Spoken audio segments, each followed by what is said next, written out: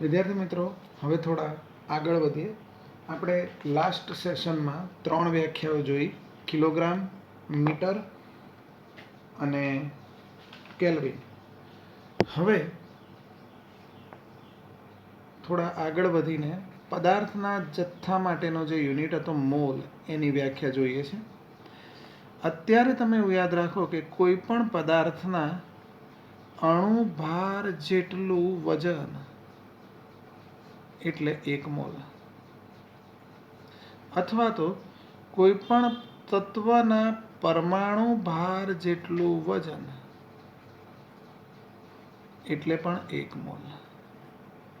જ્યારે પરમાણુ ભાર લઈએ ત્યારે તત્વ શબ્દ વાપરીએ છીએ, અણુ ભાર લઈએ ત્યારે અણુ અથવા તો સંયોજન શબ્દ વાપરીએ છીએ.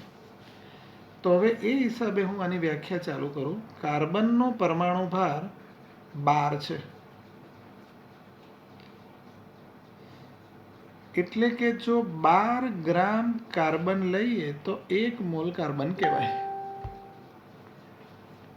12 ગ્રામને જો કિલોગ્રામમાં ફેરવીએ તો 0.012 kg કાર્બન એટલે 1 મોલ કાર્બન કહેવાય. તો પછી 0.12 kg કાર્બન જેટલું જ દળ ધરાવતો અન્ય કોઈ પણ પદાર્થનો જથ્થો તમે લઈ લો તો એ જથ્થો પણ 1 મોલ જ કહેવાય. તો આ વ્યાખ્યા આપણી ટેક્સ્ટબુક પ્રમાણે 0.012 kg કાર્બન જેટલું જ દળ ધરાવતા અન્ય પદાર્થના જથ્થાને પણ 1 મોલ કહેવાય. તો આ સાથે 4 વ્યાખ્યાઓ આપણે કમ્પ્લીટ કરી છે. હવે નેક્સ્ટ ડેફિનેશન પર જઈએ. હવે છે વિદ્યુત પ્રવાહ. વિદ્યુત પ્રવાહનો યુનિટ હતો એમ્પિયર. તો હવે આપણે એમ્પિયરની ડેફિનેશન જોવાની છે. તો ધ્યાનથી સમજજો. અહીંયા હું 2 તાર લઉં છું, વિદ્યુત સુવાહક તાર. સમજી લેજો ધ્યાનથી. આવા 2 તાર લીધા છે. આ તારમાં પોઈન્ટ્સ લખું છું હું. અનંત લંબાઈવાળા તાર છે એવું માની લેજો. અને એનો જે આ આડછેદ છે, આની પહોળાઈ એટલે એનો એરિયા જે છે એ આડછેદ નહિવત છે, એટલે બહુ પતલા તાર છે એવું તમે માની લેજો અત્યારે. પાછી એમની વચ્ચેનું ડિસ્ટન્સ, અચ્છા, એમને પાછા પેરેલલ ગોઠવ્યા છે, એકબીજાને સમાંતર ગોઠવેલા છે. પાછું એમની વચ્ચેનું જે ડિસ્ટન્સ છે ને એ 1 મીટર રાખેલું છે, આવું માની લો તમે. ફરીથી એકવાર જોઈ લો. અનંત લંબાઈ ધરાવતા 2 સુવાહક તાર લીધા છે. એનું આડછેદનો એરિયા નહિવત છે, એકબીજાને સમાંતર ગોઠવ્યા છે, 1 મીટરના ડિસ્ટન્સે ગોઠવ્યા છે. અને પછી એ બંનેમાંથી વિદ્યુત પ્રવાહ પસાર કરો.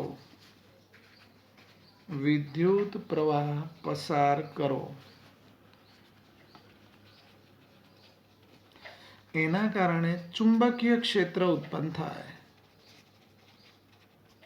અને એના કારણે એકબીજાની એ નજીક આવે, એટલે કે 2 વચ્ચે આકર્ષણ ઉદ્ભવે. હવે ધ્યાન રાખજો વિદ્યાર્થી મિત્રો, આ આકર્ષણ બળ જ્યારે 2 × 10⁻⁷ ન્યૂટન જેટલું થાય એ વખતે એ તારમાંથી પસાર થતો વિદ્યુત પ્રવાહ એટલે જ 1 એમ્પિયર વિદ્યુત પ્રવાહ. સરળ છે. આને ફરીથી સમજી લઈએ. ચલો, 2 સુવાહક તાર લીધા છે, અનંત અંતરે ગોઠવેલા છે, અનંત લંબાઈવાળા છે, અને અવગણી શકાય એવું આડછેદનું ક્ષેત્રફળ છે. એકબીજાને પેરેલલ ગોઠવેલા છે. પેરેલલ એટલે આ રીતે સ્ટ્રેટ ટુ સ્ટ્રેટ ગોઠવેલા છે. અને એમની વચ્ચેનું ડિસ્ટન્સ 1 મીટર રાખેલું છે. હવે એમાંથી વિદ્યુત પ્રવાહ પસાર કરીએ તો ચુંબકીય ક્ષેત્રના કારણે 2 વચ્ચે આકર્ષણ થાય, અને એ આકર્ષણ બળ જ્યારે આટલું થાય ત્યારે એમાંથી પસાર થતા વિદ્યુત પ્રવાહને આપણે 1 એમ્પિયર વિદ્યુત પ્રવાહ તરીકે ઓળખીએ છીએ. તો આપણે 7 ભૌતિક રાશિઓમાંથી 5ની ડેફિનેશન્સ આપણે જોઈ. હવે એની ડેફિનેશન છે પ્રદીપ્ત તીવ્રતા એટલે કે જ્યોતની તીવ્રતાનો યુનિટ હતો કેન્ડેલા. હવે આ કેન્ડેલાને સમજવા માટે સૌથી પહેલા આપણે એવો બલ્બ લઈશું કે જેમાંથી એક જ પ્રકારની તરંગલંબાઈ વાળો પ્રકાશ ઉત્પન્ન થાય છે. એવા પ્રકાશને એકવર્ણી પ્રકાશ કહેવાય. એક જ ટાઈપનો પ્રકાશ ટૂંકમાં ઉત્પન્ન થાય છે. દાખલા તરીકે અહીંયા મેં બતાવ્યો છે આવો બલ્બ નો ફિલામેન્ટ.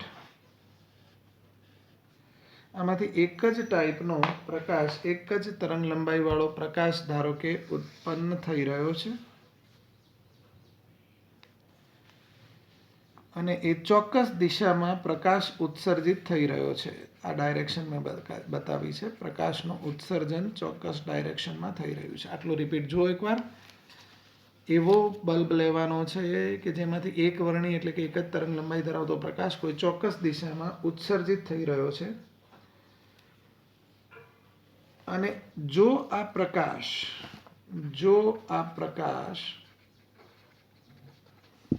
1/683 વોટ પ્રતિ સ્ટેરેડિયન જેટલી ઉર્જા ધરાવતો હોય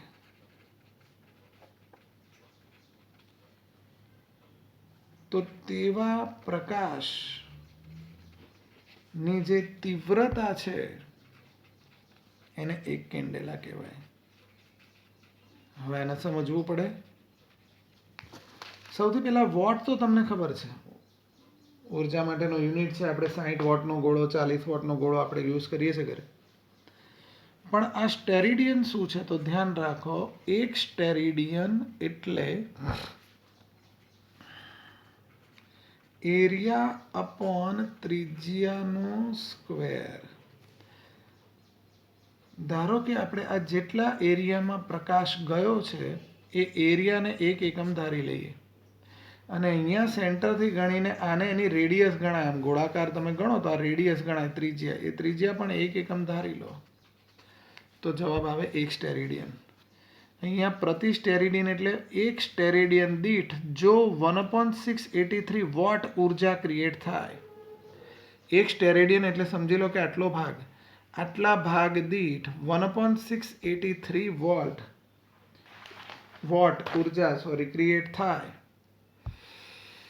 તો એવા પ્રકાશની તીવ્રતાને એક કેન્ડેલા તરીકે ઓળખાય છે. અને હવે વિદ્યાર્થી મિત્રો, 7મી ભૌતિક રાશિ સમય, એના માટેનું એકમ સેકન્ડ. તો હવે હું સેકન્ડની વ્યાખ્યા આપું છું અને સમજવા માટે પાછો અહીં આવી જાઓ. આ એક પરમાણુ છે કે જેનું આ કેન્દ્ર છે. આ બધી એની ભ્રમણ કક્ષાઓ છે એવું માની લો તમે. આ ભ્રમણ કક્ષાઓને આપણે પ્રકરણ 2 માં ભણીશું. એનર્જી લેવલ્સ અથવા તો શક્તિ સ્તરો અથવા સૂક્ષ્મતરો પણ કહે છે. સપોઝ કે ઇલેક્ટ્રોન અત્યારે અહીંયા છે, અહીંયાથી એ કૂદીને અહીંયા જાય ને પાછો અહીંયા આવે, એને આપણે એક સંક્રમણ, એક આંટો માર્યો એમ કહેવાય, એક સંક્રમણ કહીએ છીએ અથવા તો એક સંક્રાંતિ કહીએ છીએ. હવે ધ્યાનથી સમજજો. આપણે લીધો છે સીઝિયમનો પરમાણુ, સીઝિયમ ધાતુ છે એનો પરમાણુ આપણે લીધો છે. સીઝિયમ 133 પરમાણુ દળાંકવાળો પરમાણુ આપણે લીધો છે અને એ પરમાણુની આ ભ્રમણ કક્ષાઓ બતાવી છે. એમાં ઇલેક્ટ્રોન અહીંયા 2 ક્રમિક સૂક્ષ્મ સ્તરોમાં સંક્રમણ પામે છે, સંક્રાંતિ પામે છે. અહીંયાથી અહીંયા આવવું ને અહીંયાથી અહીંયા પાછા જવું એને એક સંક્રાંતિ કહેવાય. જો આવી આટલી સંક્રાંતિ, જુઓ ધ્યાનથી, અબજોની સંખ્યામાં છે, આટલી સંક્રાંતિ થતા લાગતો સમય, આટલી સંક્રાંતિ થતા લાગતો સમય, તમને લાગે આવું તો ઘણો સમય, આવું એક વાર, પછી 2 વાર, પછી આટલી બધી વાર, એ લાગતા સમયને જ 1 સેકન્ડ કહે છે. મતલબ કે આ સંક્રમણ બહુ ઝડપથી થવા જોઈએ. તો વિદ્યાર્થી મિત્રો આ થઈ ગઈ વ્યાખ્યા 1 સેકન્ડની. હવે એક વસ્તુ સમજીએ કે ધારો કે મારે મીટરને નાના એકમમાં બતાવવું છે તો તમે બતાવશો સેન્ટીમીટર એકમમાં. ધારો કે મારે લીટરને નાના એકમમાં બતાવવું છે તો તમે બતાવશો મિલીલીટરમાં. તો મીટરની જગ્યાએ સેન્ટીમીટર જ્યારે લખીએ છીએ ત્યારે સેન્ટી પૂર્વક લગાવ્યો એકમને નાનો કરવા માટે. હવે હું મીટરને ધારો કે કિલોમીટર લખું તો આ મોટો યુનિટ થઈ ગયો, તો પાછો મેં એક પૂર્વક લગાવ્યો મીટરને મોટો કરવા માટે. તો આવા પૂર્વકો આપણે અનેક લગાવીએ છીએ આપણા એકમોને નાના મોટા કરવા માટે, અને એનો એક ચાર્ટ અહીંયા મેં પ્રયત્ન કર્યો છે બતાવવાનો. તમે ધ્યાનથી જોજો. સૌથી પહેલાં તો તમે આ યુનિટ્સ યાદ રાખો: ડેસી, સેન્ટી, મિલી, micro, nano, pico, femto, એટ્ટો, Zepto અને યોક્ટો. એના સ્પેલિંગ છે, આ એની સંજ્ઞાઓ છે. ફરીથી એકવાર જુઓ: ડેસી, સેન્ટી, મિલી, micro, nano, pico, femto, એટ્ટો, Zepto અને યોક્ટો. પછી એક આંકડા યાદ રાખી લો: 10⁻⁻1, 10⁻², મિલીની સામે 10⁻3, 10⁻6, પછી 10⁻9, 12, 15, 18, 21 અને 24. હવે રિલેશન શું છે ધ્યાન રાખો. ધારો કે લખ્યું છે માઇક્રોની સામે 10⁻6, તો આનો મતલબ એમ થાય કે 1 micrometre is equal to 10⁻6 metre. ધારો કે મિલીની સામે લખ્યું છે 10⁻3, લખ્યું છે, તો આનો મતલબ થાય 1 મિલીમીટર બરાબર 10⁻3 મીટર. ટૂંકમાં આ બધા રિલેશન મીટર સાથેના છે. એવી જ રીતે બીજા અમુક પૂર્વક છે જેને અહીંયા દર્શાવેલા છે, તમે જોઈ શકો છો. ડેકા, સૌથી પહેલા deca, hecto, kilo, mega, giga, Terra, પેટા, એક્ઝા, ઝેટા અને યોટા. અને એના બી જે ગુણાંક લખ્યા છે જોઈ લો: 10⁻1, 2, 3, 6, 9, 12, 15, 18, 21 અને 24. હવે આની સાથેના રિલેશન, ધારો કે મેગા સામે 10⁻6 લખ્યું છે, તો આનો મતલબ થાય 1 megametre is equal to 10⁻6 metre. Suppose tera સામે 10⁻12 લખ્યું છે, તો 1 terametre is equal to 10⁻12 metre. તો વિદ્યાર્થી મિત્રો આ રીતે પૂર્વકો ટેક્સ્ટબુકમાં બી સરસ રીતે આપેલા છે, અને તમે આમાંથી બી જોઈ શકશો. એ પૂર્વકો તમારે તૈયાર કરવા પડશે, અને એના આધારે અમુક ઓબ્જેક્ટિવ્સ બી આવે છે જેને આપણે પાછળથી જોઈશું. અત્યારે આપણે લઈએ છીએ દળ અને વજન. તો ફિઝિક્સમાં તમે કોન્સેપ્ટ ડિટેલમાં ભણો છો કે પદાર્થના દ્રવ્યનો જથ્થો એટલે દળ, અને પદાર્થ પર લાગતું ગુરુત્વાકર્ષણ એટલે એનું વજન. હવે પૃથ્વીની બહાર જઈએ તો ગુરુત્વાકર્ષણ દરેક ગ્રહ પર અલગ અલગ લાગે, એટલે પદાર્થનું, વ્યક્તિનું વજન પણ દરેક ગ્રહ પર અલગ અલગ હોય, પણ એનો દ્રવ્યનો જથ્થો તો સેમ હોય બધે, એટલે કે દળ બધે સેમ જ હોય. દળ અને વજન માપવા માટે જુદા જુદા વજન કાંટા વપરાય છે. આપણે એક આ વજન કાંટો, વૈશ્લેષિક વજન કાંટો ટેક્સ્ટબુકમાં બી આપેલો છે, અને આ તમે જોશો બી ખરા ફિઝિક્સ લેબમાં અને એમાં કેમિસ્ટ્રી લેબમાં એમાં યુઝ થાય છે. કોઈ સોનાના ઘરેણાનો બિઝનેસ કરતો હોય તો ત્યાં પણ સોનીના ત્યાં પણ લગભગ આ જોવા મળતો હોય છે. પછી આપણે ડિજિટલ વજન કાંટા બી યુઝ કરીએ છીએ, ત્રાજવા પણ યુઝ કરીએ છીએ. આ બધા દળ અને વજન માટે માપવા માટે વપરાતા યુનિટ્સ છે. હવે લઈએ કદ.